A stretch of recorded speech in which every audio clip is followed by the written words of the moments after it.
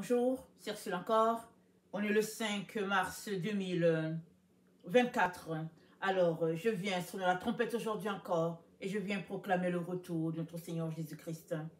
Amen et alléluia, sont tous bénis, sont remplis de sa joie. Amen. Alors, la rencontre d'avec le grand physicien. Amen. La rencontre d'avec le grand médecin, n'est-ce pas? Jésus-Christ, le médecin des médecins, le physicien des physiciens. Amen. Alors, dans Marc 2, il est question, n'est-ce pas, de Jésus-Christ alors qu'il était en train d'appeler ses disciples et puis qu'il parlait et qu'il il était au milieu, n'est-ce pas, les pharisiens et tout. Alors, les scribes et les pharisiens l'ont jugé et l'ont condamné. Ils ont trouvé qu'il n'avait rien à voir avec les gens de mauvaise vie. Et nous savons que Matthieu, n'est-ce pas, était un collecteur d'impôts, dont il faisait partie des gens qui abusaient un peu des peuples, n'est-ce pas? Ils avaient un pouvoir et ils pouvaient faire ce qu'ils voulaient. Et puis, donc, voilà, personne ne pouvait rien faire. Et Jésus-Christ est entré chez lui et c'était le scandale. Pour les pharisiens, les publicains, les gens qui dispensaient la parole, c'était un scandale pour eux. Et Jésus-Christ leur dit, c'est dit au verset 17 de Marc 2, c'est dit, Jésus ayant entendu cela leur dit, ce ne sont pas ceux qui se portent bien, qui ont besoin d'un médecin, mais sont les malades. Je ne suis pas venu appeler les justes, mais les pécheurs. Amen. Dieu n'est pas venu appeler les justes, il est venu appeler les pécheurs. Alors, comment se fait-il qu'il est entré chez Lévi? Amen. Appelé Matthieu, et qu'il n'est pas appelé, il n'est pas entré chez tel autre, par exemple. Pourquoi? La Bible dit, Dieu regarde au cœur. L'homme regarde à l'apparence physique, mais Dieu regarde au cœur. On ne sait pas qu'est-ce que Lévi disait dans son cœur quand il entendait parler de Jésus. On ne sait pas ce qu'il disait dans son cœur. Est-ce qu'il disait, Seigneur, je suis un pécheur, aie pitié de moi? Est-ce qu'il disait, Seigneur, sauve-moi de cette situation? On ne sait pas ce qu'il disait. Tout ce qu'on sait, c'est que Jésus-Christ est entré chez lui et puis Jésus-Christ l'a appelé. Et la conclusion de Jésus peut nous envoyer le signal que Lévi, ici appelé aussi Matthieu, a dû s'identifier au pécheur, a dû reconnaître dans son cœur son état et a dû appeler Dieu au secours. Ce n'est que ça qui peut justifier que Jésus-Christ soit entré dans sa maison. Parce que comment expliquer, par exemple, qu'une prostituée ait été secourue avec toute sa famille? C'était la situation de Rahab. Elle n'avait rien à voir avec le peuple israélite. Et puis, tout le monde dans la contrée a entendu que l'Éternel des armées et sa troupe allaient prendre possession de Jéricho. Amen. Tout le monde a entendu cela et ils étaient saisis, n'est-ce pas, de peur. Et on ne sait pas ce que Rahab disait. On ne sait pas. Mais les propos qu'elle a rapportés aux espions nous montrent que elle avait la foi. Elle devait se dire dans son cœur, oh, s'il pouvait me sauver, oh, s'il pouvait me sauver, oh, Seigneur, je n'aimerais pas mourir, je n'aimerais pas mourir. Parce que quand les espions sont venus, parce qu'elle avait une auberge, n'est-ce pas, quand les espions sont venus, elle a dit, tout le monde est saisi de frayeur. Tout le monde se dit, les maisons sont barricadées parce que les gens ne savent pas comment ils vont échapper. Tout le monde a peur. Parce qu'on sait que votre Dieu est un grand Dieu. On sait comment vous avez, en fait, livré Sion et puis Og, roi de Bassan. Comment vous avez vraiment triomphé de tous vos ennemis. Tout le monde est apeuré. Elle dit, de la même manière que je vous cache ici, elle dit, s'il vous plaît, sauvez-moi avec ma famille. Et ils ont dit, mets ce ruban rouge devant ta fenêtre de telle sorte que on puisse te sauver. Quand quand la détresse arrivera, on te sauvera. Mais si on arrive que le ruban rouge n'est pas là, alors nous serons quittes. Il n'y aura pas de quoi nous accuser. Alors, il y a eu cette entente entre eux, le ruban rouge symbolisant le sang, le ruban rouge représentant le sang de l'agneau, n'est-ce pas, que Israël avait mis devant sa porte quand il quittait l'Égypte. Alors, Rahab était une femme étrangère. Elle n'avait rien à voir avec le peuple de Dieu. Mais son cri est parvenu aux oreilles du Père. Alors, il a envoyé des espions pour explorer le pays. Dites-moi, est-ce que Dieu ne sait pas comment est Jéricho? Dieu sait très bien comment est Jéricho. C'est lui, le Dieu créateur. Il connaît toutes les villes, tous les pays, toutes les nations, tous les peuples, il les connaît. Il n'avait pas besoin d'envoyer des espions. Mais il a mis à cœur d'envoyer des espions pour explorer le pays. Alors, ils sont allés explorer le pays.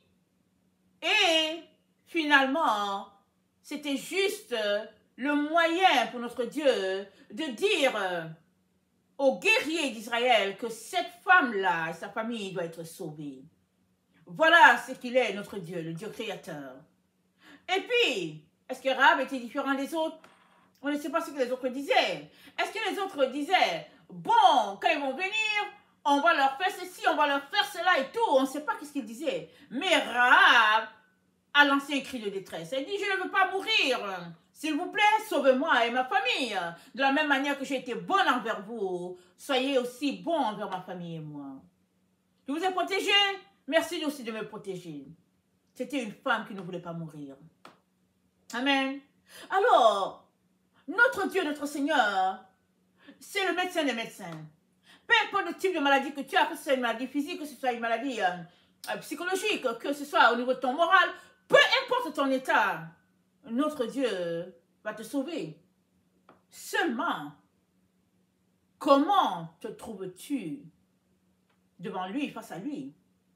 Es-tu cette personne qui a besoin de lui et qui l'appelle au secours, ou bien es-tu cette personne qui n'a pas besoin de lui du tout et qui en fait à ta tête?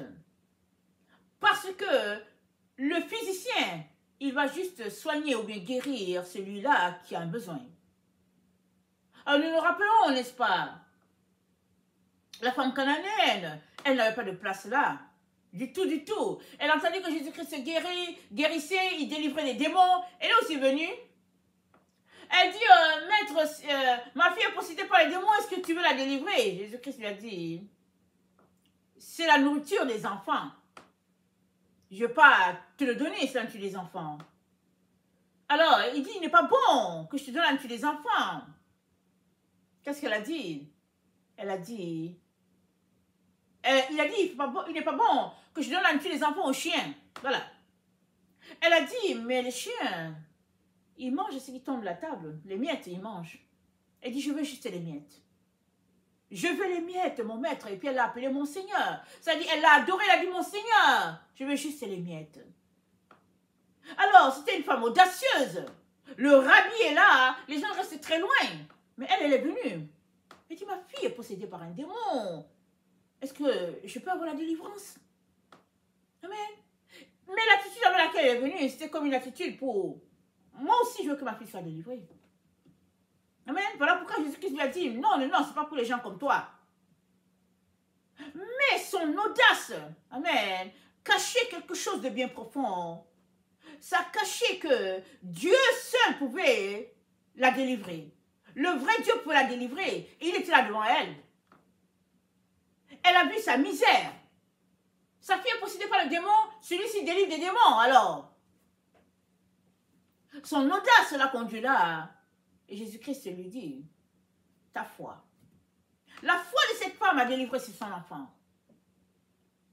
Alors, tout cela pour dire que souvent, on n'est pas guéri ou bien on n'a pas la solution à notre problème parce qu'on ne vient pas, n'est-ce pas, devant ce Père de gloire-là, ou bien on vient, mais on n'a pas le toucher, ou bien on ne vient pas parce que tout simplement, on ne sent pas la gravité de notre état. Amen. Alors, on a l'histoire de cette femme, c'est dit atteinte de perte de sang. Et nous savons que selon la loi de Moïse, elle n'avait pas le droit de s'approcher des gens. Elle ne pouvait s'approcher de personne pour ne pas les contaminer. Mais cette femme avait une force en elle qui voulait être guérie. On ne sait pas ce qu'elle se disait, mais certainement elle se disait si seulement je pouvais toucher le bord de son vêtement. Si seulement je pouvais toucher le bord de son vêtement. Si seulement je pouvais toucher le bord de son vêtement, je serais guérie. Parce qu'elle n'avait pas le droit. Et si quelqu'un savait que cette femme était atteinte de sang, il pouvait la lyncher. Ils avaient dit que, mais toi, tu veux nous contaminer? Tu veux nous rendre malades comme toi? Tu veux donner ta maladie? Tu veux... Ils allaient la lyncher.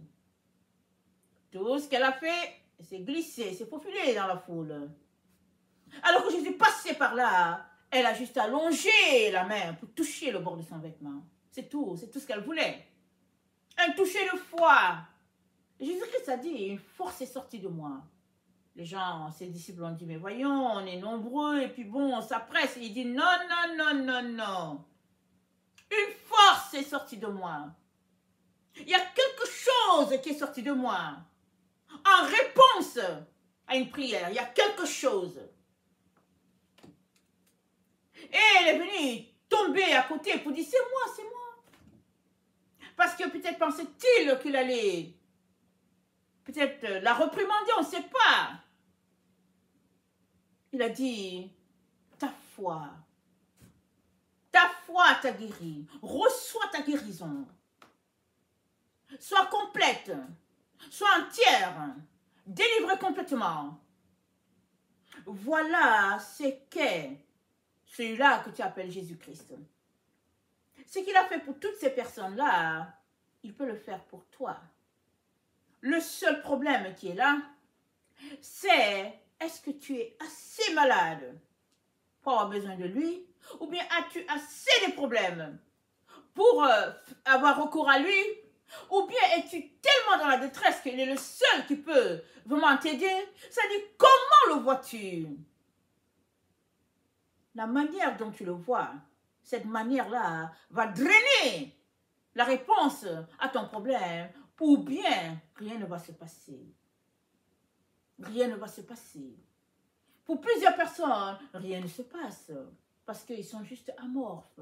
Ils sont juste là, et bon, ok, je suis sauvée par grâce, et puis bon, voilà, je suis guérie, et puis bon, mais voilà, je ne vois pas ma guérison. C'est comme ça qu'ils parlent. Mais notre Seigneur nous dit, n'est-ce pas, ayez du zèle. Dans Romains 12, il dit, ayez du zèle. Le zèle a de quoi? Qui draine, n'est-ce pas, l'énergie de guérison, l'énergie de restauration, ça vient avec le zèle. Et ce zèle-là, c'est à toi d'aller le chercher. Amen, c'est toi qui vas chercher le zèle. Alors, Romains 12, le verset 11 dit, ayez du zèle et non de la paresse. Soyez fervents d'esprit et servez le Seigneur. Être fervent d'esprit et avoir du zèle, ça suscite de l'énergie qui envoie, la guérison qui envoie, le focus sur ce que Dieu est capable de faire. Et ce Dieu-là va répondre à ce que ton âme a suscité, à ce que tes pensées ont désiré. Alors, la guérison, la restauration, tout cela vient en réponse à cette énergie qui se produit en toi. Alors que tu appelles le nom de Yeshua au secours, le nom de Yeshua, le nom de Jésus, Dieu sauve. Ça, c'est le nom de notre Seigneur. Alors, Jésus-Christ dit, il est venu, non pour les bien portants, mais il est venu pour les malades. Il l'a dit au 1er siècle alors qu'il était là, il le dit encore aujourd'hui. Jésus-Christ est là pour les malades. Si tu es malade, si tu as un besoin, si tu soupires après lui, si tu veux un changement dans ta vie, tout ce que tu peux vouloir, si tu as cette compréhension en toi que tu as un problème et seul Jésus peut le régler, il en sera ainsi pour ta foi. Mais si au fait, dans le fond, tu n'as aucun problème et que tu peux le régler autrement, alors il se pourrait que tu n'aies jamais ce que tu veux. Tu n'aies jamais ce que tu soupires en silence, ce que tu souhaites en silence, il se pourrait que tu ne l'aies jamais. Maintenant, il est donc question d'examiner en soi comment nous recevons la parole de Dieu ou bien comment nous percevons notre Seigneur Jésus. Alors qu'il est allé en direction de la maison de Lévi, c'est-à-dire Matthieu, pour l'appeler au ministère, il y en a qui étaient là et puis qui ne faisaient que le juger. Ils ne savent pas ce qui se passait dans le cœur de Matthieu. Matthieu était certainement en train de crier au secours. Seigneur, mon aide. Seigneur, j'ai besoin d'aide. Et Dieu a entendu Dieu aller.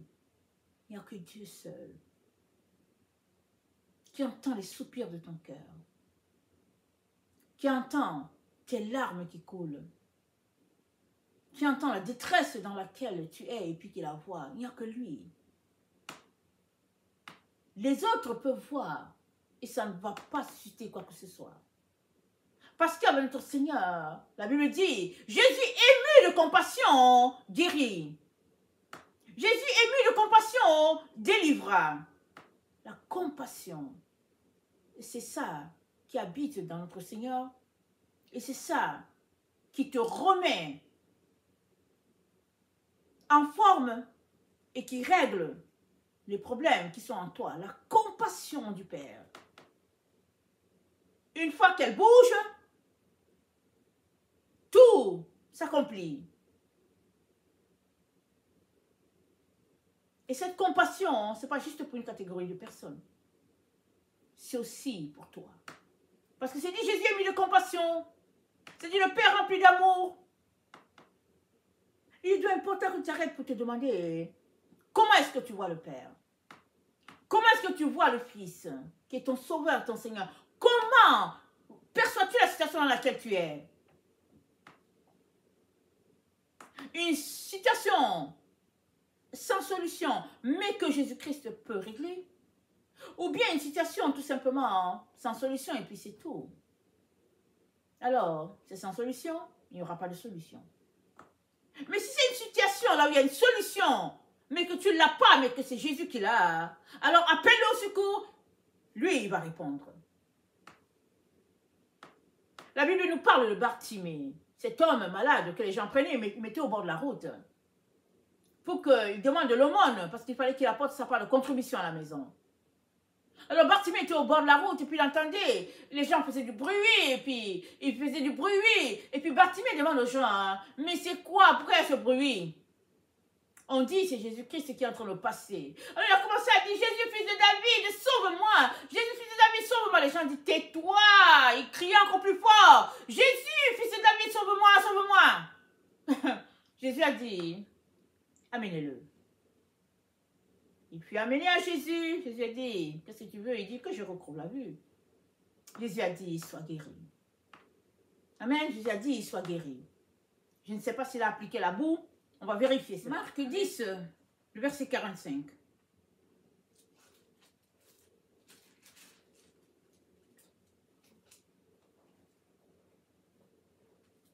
On est au 46. Ils arrivèrent à Jéricho et lorsque Jésus en sortit avec ses disciples et une si grande foule, le fils de Timée, Bartimée, mendiant aveugle, était assis au bord du chemin. Il entendit que c'était Jésus de Nazareth et il se mit à crier, fils de David, Jésus, aie pitié de moi.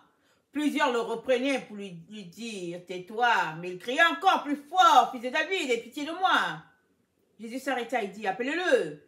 Ils l'appelèrent et en lui disant, prends courage, lève-toi, il t'appelle. L'aveugle jeta son manteau et se leva d'un bond, vint vers Jésus. Jésus prenant la parole lui dit, que veux-tu que je fasse pour toi? Rabouni, lui dit l'aveugle, que je recouvre la vue. Alors Jésus lui dit, va, ta foi t'a sauvé. Aussitôt il recouvra la vue, aussitôt il recouvra la vue et suivit Jésus dans le chemin. Amen. Mais quand est-ce que Bartimée a reçu sa guérison? Il a reçu sa guérison quand il a jeté son manteau. Amen.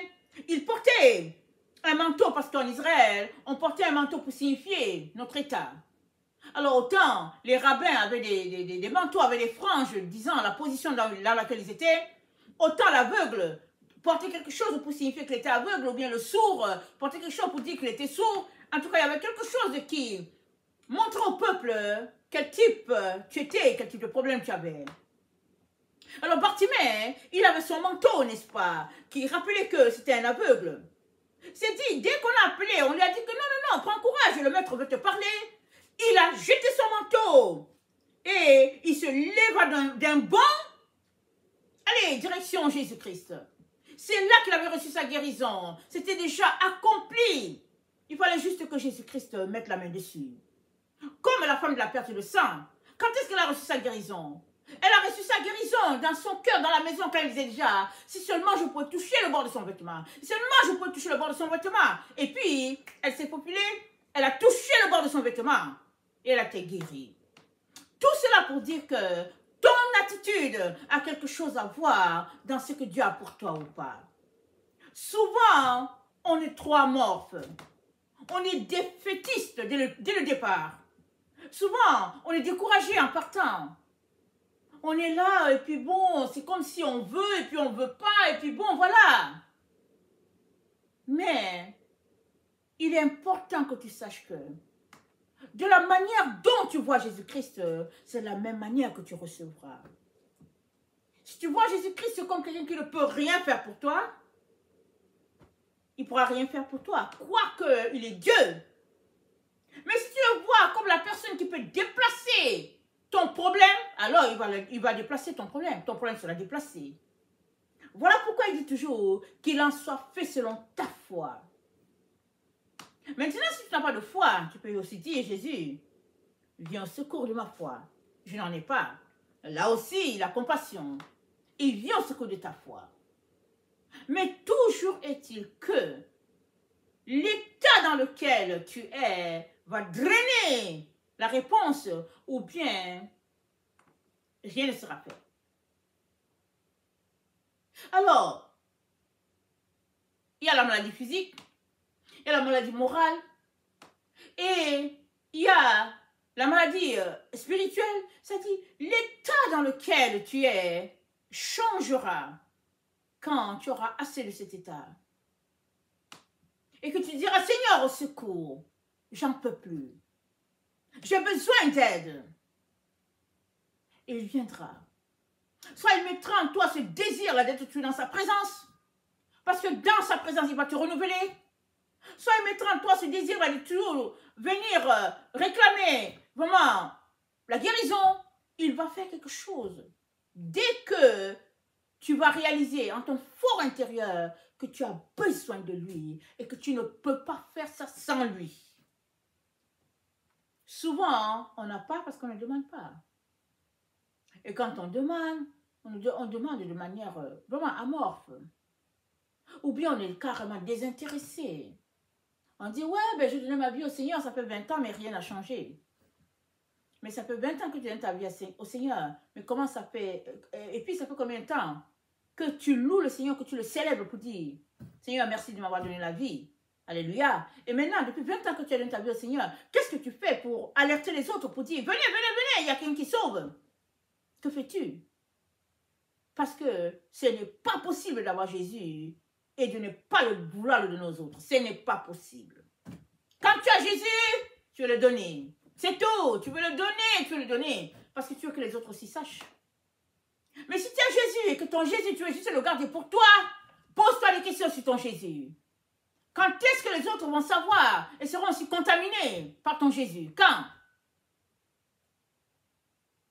Il est donc très important d'arrêter, n'est-ce pas, de nous distraire, d'arrêter d'être partagés dans toutes sortes de situations qui prennent notre temps. Il est très important de t'arrêter et d'avoir une rencontre avec toi-même pour te demander jusqu'où tu désires Jésus. Jusqu'où tu veux de lui? Qui est-il pour toi? Est-il mort pour les autres, pour l'humanité? Ou bien est-il mort pour toi? Si bien que est mort pour toi, il est mort pour tous, mais il est mort pour toi. Il a fait quelque chose pour toi. À partir de ce moment-là, tu vas juste le désirer. Tu vas juste soupirer. Tu vas juste vouloir être avec lui. Et toutes les autres choses n'auront pas de place. La télévision n'aura pas de place. Internet, non. Pas le cellulaire. Pas le sport. Pas toutes ces choses qui distraient. Il n'y aura rien qui va t'intéresser. Juste Jésus. Juste être avec lui. Il est tout pour toi. Et là, sans que tu te rendes compte, tu seras comblé de tout. Tu vas regarder, tu vas dire, ah tiens, mais, oh, j'avais mal au poignet, c'est parti. Oh tiens, j'avais mal là, à la clavicule, c'est parti. Pourquoi? Parce que quand le physicien des physiciens vient habiter en toi, les autres choses fuient. Il n'y a rien qui reste. Jésus est là, il n'y a rien qui va rester. Bye. Ils s'en vont. Ils s'en vont. Amen. Ils s'en vont. Ils ne restent pas. Si Jésus est là en toi, il y a autre chose qui est là. Pose-toi la question. Le Jésus qui est en toi là, il est à combien de pourcents? Il est à 98? Alors le 2%, hein, c'est pourquoi la chose est là. Il est à 70? Alors le 30%, c'est pourquoi la chose est là. Mais si Jésus-Christ est en toi à 100%, il n'y a rien d'autre qui va venir rester là-dedans. Il fuit. Il fuit. Voilà ce qu'il est. Le Fils de Dieu créateur. Celui-là qui nous a aimés au-delà de tout. Qui est venu se présenter à nous sous la forme humaine. Il est entré dans notre peau. Il a vécu tout ce que nous vivons sur la terre. Il a marché dans ce que nous marchons. Et la Bible dit, il a été tenté comme nous, à tous les niveaux. Mais qu'il a surpassé toutes les tentations. Et il a été déclaré vainqueur. Et après cela, pour ne pas juste que les choses s'arrêtent là, il a mis le comble à son amour. Il a aimé ses disciples en lavant leurs pieds. Et puis après, il est allé à la croix. Il a donné sa vie. Il a versé son sang. L'eau est sortie. Il a expiré. Il nous a libérés. Il nous a donné son souffle. Il nous a libérés. Il nous a donné sa lumière. Il nous a donné son énergie. Il a tout versé. Il n'y avait plus rien. Tout ça pour que la vie reprenne en toi. Il a donné sa vie pour que toi, tu la reçoives. Amen, alléluia. Maintenant que tu l'as, qu'en fais-tu? La vie de Jésus-Christ en toi sera-t-elle un gâchis? Ou bien profitera-t-elle à plusieurs? Amen. Profitera-t-elle à plusieurs? Parce que le physicien des physiciens vit en toi, est ton ami, est en relation avec toi. Ce n'est pas possible que d'autres personnes ne puissent pas être contaminées par toi. Ce n'est pas possible. Pose-toi la question, qu'est-ce qui fait que ton Jésus à toi, il est tout simplement amorphe en toi? Parce qu'une fois que Jésus est là, tout change. Ton état change, la situation change. Si ça n'a pas changé, le problème, ce n'est pas à son niveau. Le problème est à ton niveau. Fais une rencontre personnelle avec toi-même. Arrête-toi, trouve du temps. Prends du temps avec toi. 20 minutes aujourd'hui, 15 minutes demain, 30 minutes. Assois-toi tout seul, toute seule. Rencontre-toi, ta propre personne. Fais-le souvent, souvent. Après 6 mois, fais le bilan. Tu seras étonné de réaliser que ta vie a changé. Parce que alors que tu fais une rencontre avec toi-même, avec ton calepin en main, avec ton stylo, en train de noter toutes ces choses-là que tu fais, que tu ne devrais pas faire, tu réaliseras que, au fait, dans le fond, tu ne laisses pas la place au Créateur de l'univers de se mouvoir en toi. Mais cela prendra que tu puisses t'arrêter et noter tout ce qu'il y a à noter et reconnaître ce qui est afin que Dieu te change. Alors, Lévi, Matthieu, on est parti de Marc 2, le verset 17. Lui, il était pris par la population comme un homme de mauvaise vie. Mais personne ne sait quelle était sa prière dans le cœur. Personne ne sait. Lui seul connaissait son état de détresse. Lui seul savait comment il avait soif, il voulait de ce Jésus-là, de ce Dieu-là, lui seul. Jésus est entré dans sa maison. Il est entré dans sa maison. Jésus, il entrera chez toi. Si tu veux de lui, avec la détresse dans laquelle tu voudras de lui, le zèle avec lequel tu voudras de lui, Jésus-Christ viendra. Il changera toute ta condition, toute ta situation. Et tu diras comme Job, mon oreille avait entendu parler de lui, mais mon œil l'a vu. Amen. Que le Seigneur bénisse sa parole. Maranatha, Jésus revient. Amen. Et les lui sont tous bénis. Amen.